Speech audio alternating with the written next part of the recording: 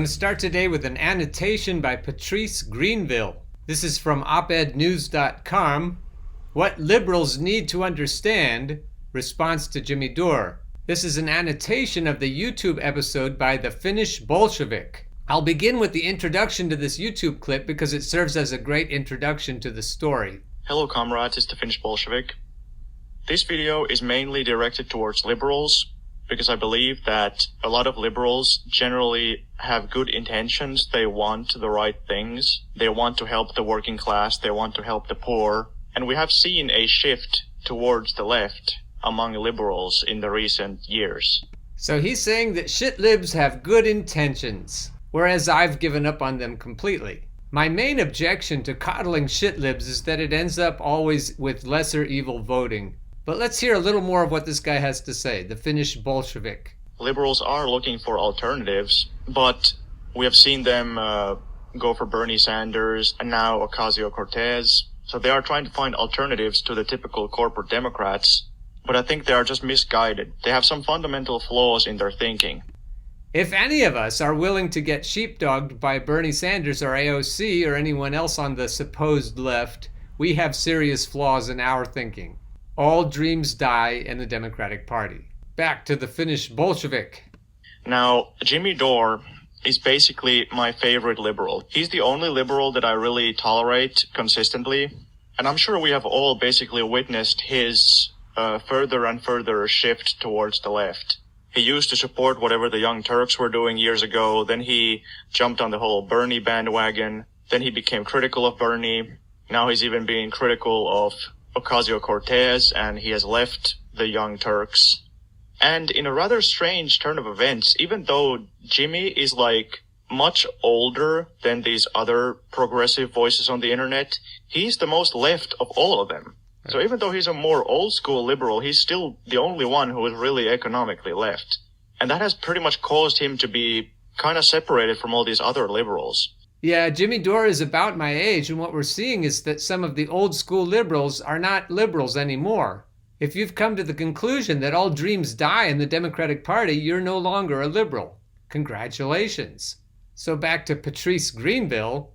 In this episode, the Finnish Bolshevik provides an excellent overview of the liberal mentality, its good points and bad points. Essentially, its dangerous limitations grounded in bourgeois delusions, opportunism, and plain political cowardice, all of which make most liberals de facto collaborators with the imperialist status quo. He also notes Jimmy Dore's brave struggle against the synthetic left and his own evolution toward more radical positions consistent with genuine socialism.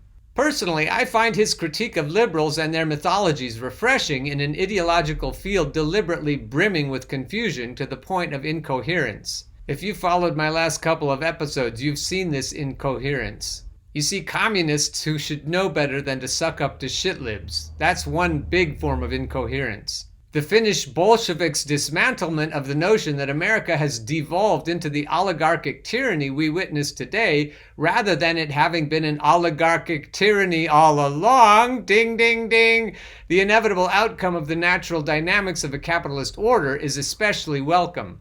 I have been agreeing with that assessment practically all my adult life. In 1996, I wrote an essay on the disgusting performance of the American media, pointing out that those who spoke wistfully about Cronkite and Murrow as some sort of golden age of mainstream U.S. journalism were simply fooling themselves and anyone who believed them. My argument was simply that if the press and media in general had really functioned as its liberal apologists adduce, telling it like it is without fear or favor, as the New York Times' self-flattering motto proclaims, and supplying the U.S. population 24/7 with reliable flows of information free from the constant anti-communist, pro-oligarchy, and pro-imperialist lies and omissions that poison all their product, then the history of the world for the last 75 years would be unrecognizable. In sum, my theorem argues that with a mass media committed to aggressively and proactively serving the people, not the corporate oligarchs, and thereby with a population armed with a far better and more sophisticated understanding of world history and social processes, the following things and events would not exist or would have never happened, as an enlightened American public would have never permitted it. We would be facing a completely different reality. Maybe not full-fledged socialism yet, but moving towards it, and the world would be a cooperative world mostly at peace. Note, my arbitrary catalog starts with the close of World War II in 1945. The events, entities, and processes mentioned below are but a small sampler of what has gone wrong, usually listing just the most emblematic items in each category. The Cold War and ensuing encirclement of Soviet Union, China, etc., the Demopublican duopoly, the rise of the oligarchic kakistocracy, rise of U.S. imperial hegemony and neocon defense of world supremacy by any means necessary, rise of military Keynesianism and the permanent war state, the CIA plus alphabet soup of similar national security agencies, overthrow of Iran's prime minister, Mohammad Mossadegh, installation of Shah dictatorship in 1953, interventions in Central America, overthrow of President Jacobo Arbenz in Guatemala 1954, El Salvador 1970s and 80s, Nicaragua 1970s to date, interventions in other parts of Latin America, overthrow of Chile's socialist president Allende 1973, support for Argentine junta dirty war 1970s, support for Brazil dictatorship, hybrid war against Venezuela and Cuba, support for Colombia's brutal oligarchy, etc. The Korean War, the Vietnam War, the Iraq War twice, intervention in Syria, ongoing, intervention in Libya, Color Revolt, putsch in Ukraine, ongoing, Cuban blockade, Cuban Missile Crisis, overthrow of Indonesian leader Suharto, 1965, bloodiest coup in modern history, inequality deepens throughout the world, rise of the new trillionaires, with the United States, United Kingdom ruling elites tied to oil regime, fossil fuels precipitate climate change crisis, and mass capitulogenic species die-offs. Digital revolution and computer advances trigger incurable massive unemployment and a crisis of overproduction, ushering the Fourth Industrial Revolution and the Great Reset. Second Cold War focused mainly on Russia, China, and Iran. Many of these crimes and calamities materialized during presidential regimes usually depicted as patriotic or exemplary by the U.S. exceptionalist imperialist canon. Truman initiated the Cold War, created the CIA, dropped A-bombs on Japan to deter the Soviets from presumptive aggression, launched the Korean War, and served notice to leftists at home that the U.S. would now be tacking hard right.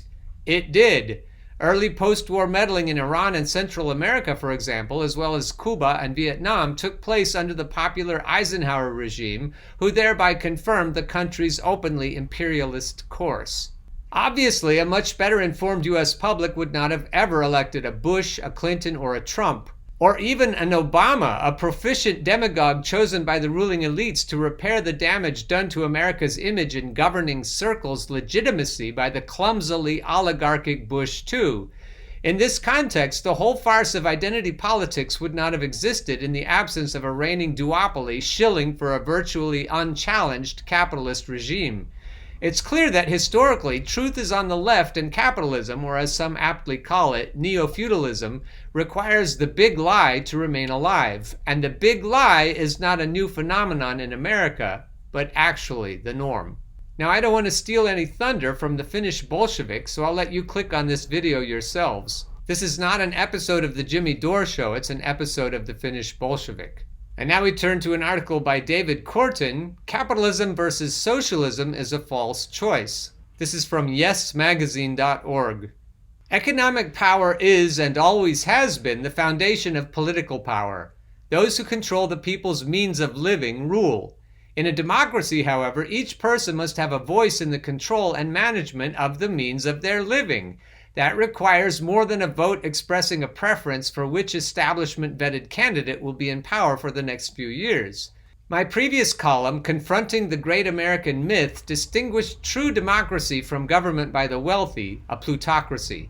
Contrary to popular belief, the U.S. Constitution was written by representatives of the new nation's wealthy class to keep people like themselves in power. On January 4th, the newly elected Democratic majority in the U.S. House of Representatives introduced House Resolution 1, the For the People Act of 2019. Its aim is to make voting easier, reduce the influence of big money, and curtail gerrymandering.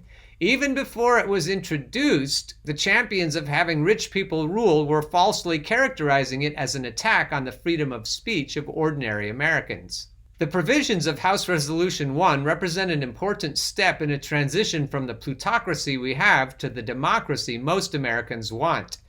Unfortunately, political gridlock assures that H.R. 1 has no chance of becoming law until at least after the 2020 election. Yet the popular yearning for democracy reflected in that bill makes this a propitious moment for a serious conversation about what a true democracy might look like and why it would be a good idea. We stand at an epic choice point for our nation and for humanity. The plutocracy now in place has put us on a path to self-extinction, a future with no winners, rich or poor.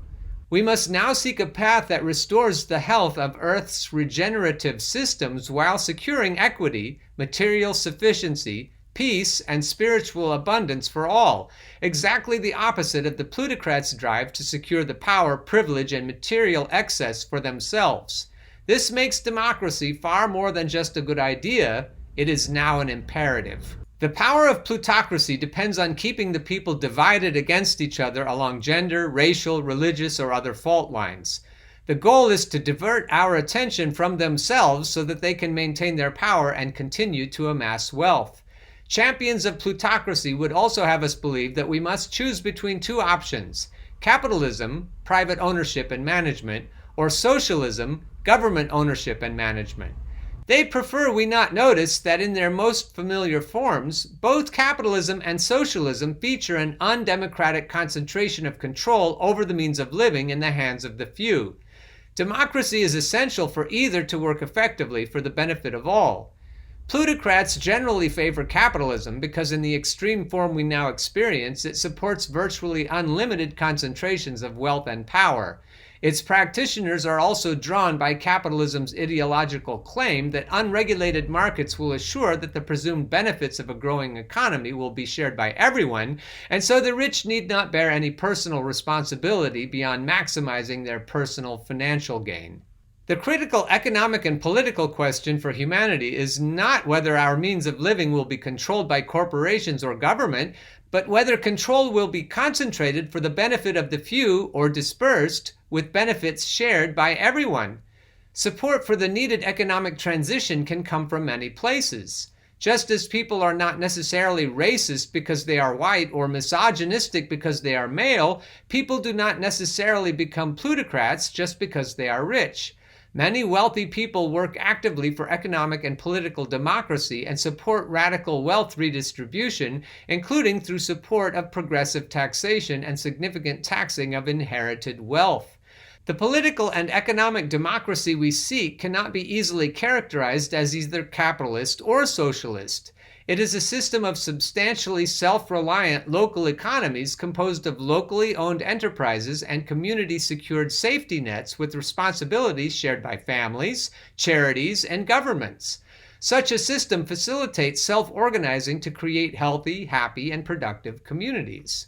In our complex and interconnected world, this system will require national and global institutions responsive to the people's will and well-being to support cooperation and sharing among communities, but the real power will be dispersed locally. There would be ample room for competition among local communities to be the most beautiful, healthy, democratic, creative, and generous. There is no place for colonizing the resources of others or for predatory corporations. These communities will most likely feature cooperative and family ownership of businesses. They will also recognize the rights of nature and their shared responsibility to care for the commons and to share its gifts. The rules of plutocracy evolved over thousands of years. We have far less time to come up with suitable rules for democratic alternatives. That search must quickly become a centerpiece of public discussion. So when people start screaming, "Socialist, socialist, socialist," you can scream back, "No, democracy, democracy, democracy." And I would scream along with that, "Populism, populism, populism." Maybe our new party should be called the Democratic Populists. You heard it here first. I don't know about you, but I really would love to live in a world where there was no place for colonizing the resources of others or for predatory corporations. I guess the real point is that it doesn't matter who owns everything as long as everyone has a say in how everything is done. Although he mentioned wealthy, benevolent people, I'm not sure that we need any wealthy people. And I certainly believe we need to enforce our antitrust laws. We need to break up the big banks, the big monopolies. We need to make sure that mom and pop businesses are the priority. I don't really care if it happens under communism, socialism, or capitalism, but democracy is going to be a big deal. So if we do have a revolution, let's revolt in the name of democratic populism, and let's see how far that takes us. I think it'll go a lot farther than the communist guy yesterday who was sucking up to shitlibs. I believe we need to make a political base of the real workers in this country, the kind of people that Jimmy Stewart's character would have championed in the movie It's a Wonderful Life. If we want to make America great, that's the way to do it. We need to stop preying on other countries, and we need to develop an economic system that not only helps us, but makes it possible for everyone else in the world to thrive as well. I'll conclude by expressing how much I enjoy reading the comments under these videos. I hope you'll keep them coming, and I'll see you tomorrow.